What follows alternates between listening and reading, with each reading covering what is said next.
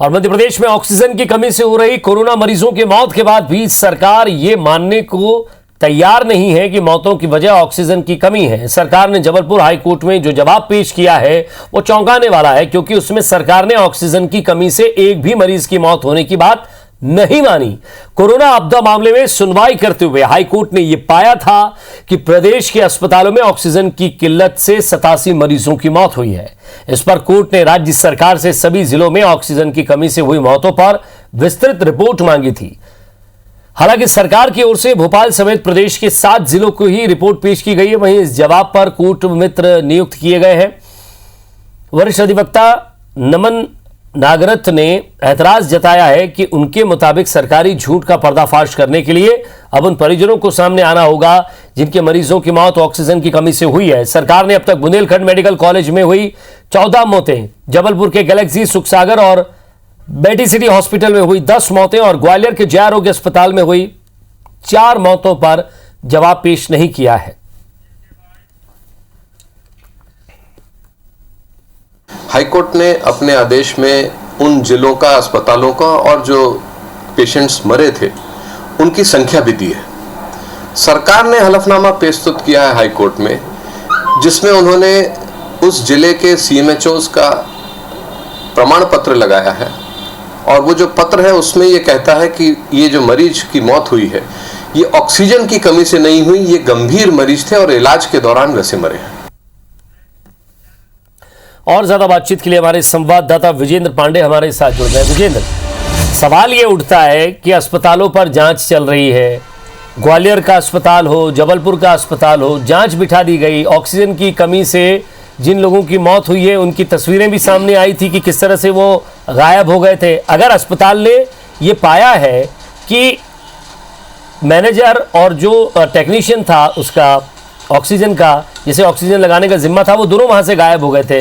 ग्वालियर की भी हम बात करें तो यही स्थिति थी। वहां इंदौर में भी कुछ ऐसे ही बातें सामने आई थी। हालांकि वो बिल्कुल मीडिया में आने के बाद शायद हो सकता है कि उन पर ज़्यादा विचार ना किया गया हो, लेकिन जब किसी अस्पताल पे जांच चलती है, किसी अस्पताल का ये माजरा सामने आता है कि ऑक्सीजन की कमी से मौत हुई है, लेकिन सरकार है कि मानने के लिए तैयार ही नहीं।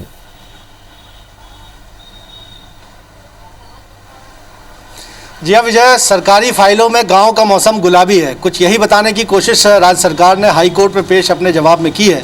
और बता दूं आपको कि जिस तरह से कंसर्न जबलपुर हाई कोर्ट ने जताया था कि मध्य प्रदेश में रेमडेसिविर के अलावा ऑक्सीजन की खासी किल्लत थी और कोर्ट के लगातार निर्देशों के बावजूद ही मध्य प्रदेश में ऑक्सीजन की आपूर्ति बढ़ पाई। केंद्र सरकार को दखल देने का बहुचर्चित आदेश जो है हाई कोर्ट ने दिया था केंद्र सरकार को। लेकिन अगर हम राज्य सरकार के जवाब को देखते हैं तो इससे पहले हाई कोर्ट ने खुद पाया था कि मध्य प्रदेश के अलग अलग अस्पतालों में 17 हादसे ऐसे हुए जिसमें ऑक्सीजन सप्लाई बाधित होने से या किन्हीं वजहों से कोरोना के 87 मरीजों की मौत हो गई। यही वजह है कि हाईकोर्ट ने इसे गंभीरता से लेते हुए राज्य सरकार से हर हादसे पर विस्तृत जवाब तलब किया था और 17 हादसों में से 10 हादसों पर रिपोर्ट जो है राज्य सरकार की ओर से पेश की गई है। उस रिपोर्ट की कॉपी भी विजय हमारे पास है और इसमें मुख्यतः राजधानी भोपाल सहित 7 जिलों में हुई 10 घटनाओं का जिक्र किया गया है और इसमें कहा गया है कि इन 7 जिलों में, जिसमें राजधानी भोपाल भी शामिल है, शहडोल भी शामिल है, जहां एक दिन में 16 मरीजों की मौत हुई थी।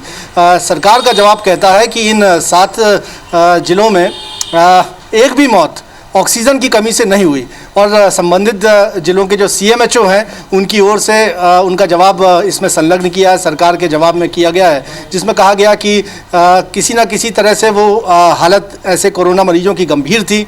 किसी को मल्टी ऑर्गन फेलुअर हुआ, किसी को कोरोना संक्रमण के हालात बेहद गंभीर हो चले थे, लेकिन किसी भी मामले में सरकार ने ऑक्सीजन से की कमी से मौत होने की बात नहीं मानी है। हालांकि एक बात स्पष्ट कर दूं आपको कि जो आपने जबलपुर के हादसे का जिक्र किया उसको अभी उसकी रिपोर्ट अभी जबलपुर सीएमएचओ की पेश नहीं की गई है।